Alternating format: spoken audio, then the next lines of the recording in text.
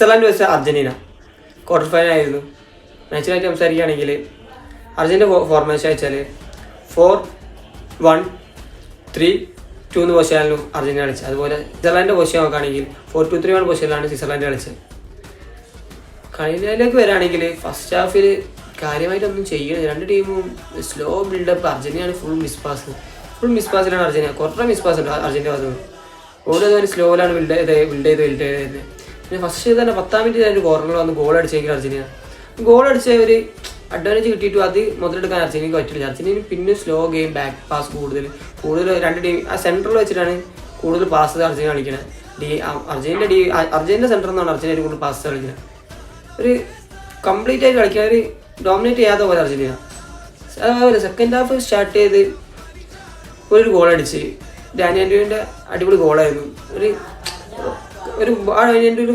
റോഡ്രിഗാസിന് വെച്ചു. റോഡ്രിഗാസ് ആ ബോൾ ഉള്ളിലേക്ക് വെച്ചു കൊടുത്ത് നല്ലൊരു ബോൾ. അത് മാർട്ടിനേസിൻ്റെ നടയിൽ കൂടെ ബോൾ പോകുന്നത്. മാർട്ടിനേസ് ഒരു കോൺഫിഡൻസ് ഇല്ലാത്ത പോലെ കഴിഞ്ഞ വേൾഡ് കപ്പിൽ പോലെ അല്ല, ഈ വേൾഡ് കപ്പിൽ ഒരു കോൺഫിഡൻസ് ഇല്ലാത്ത പോലെ ഫീൽ ചെയ്യണം.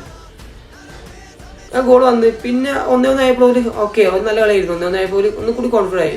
ഷാക്കൊക്കെ നല്ല 2-3 അടിയൊക്കെ അടിച്ചിരുന്നു. അപ്പോൾ ഈ ഒരു റെഡ് കാർഡ് കിട്ടിയാണ് പ്രശ്നമായി പോയത്. പരേഡ്സിനെ ഫൗൾ ചെയ്ത് പറഞ്ഞിട്ട് പരേഡ്സിനായിരുന്നു ഒരു റെഡ് കാർഡ് വന്നത്. എംബോഗോ അത് ഒരു ടച്ച് ഇല്ലാണ്ട് എംബോഗോ വീണത് ആക്ട് ചെയ്ത് പറഞ്ഞിട്ടാണ് യെല്ലോ കാർഡ് കൊടുക്കുന്നത്. അതിന് മുന്നേ പരേഡ്സിനെ ഫൗൾ ചെയ്തിട്ട് ഒരു യെല്ലോ കാർഡ് കിട്ടി. അങ്ങനെ റെഡ് കാർഡ് കിട്ടിയപ്പോഴാണ് പിന്നെ അർജന്റീന ഫുള്ളും അർജന്റീന ബോൾ പൊസിഷൻ വെക്കുന്നുണ്ടെങ്കിലും 10 ആളായിട്ട് ഒരു ലോകം കൊണ്ട് നടക്കുന്നില്ല. കാരണം Argentina ball position Argentina goal അടിക്കാനും പറ്റില്ല. എക്സ്ട്രാ ടൈമിലൊക്കെ പോയിട്ട് അർജന്റീൻ്റെ ഗെയിം തന്നെ ഫസ്റ്റത്തെ 15 മിനിറ്റ് അർജന്റീന തന്നെ കളിക്കണം. സ്വിറ്റ്സർലാൻഡും അതുപോലെ തന്നെ സ്വിറ്റ്സർലാൻഡും ഗോൾ അടിക്കാൻ കളിക്കുന്നത്. ഒരു ഷൂട്ടൗട്ടിലൊക്കെ വന്നുള്ളതിലാണ്.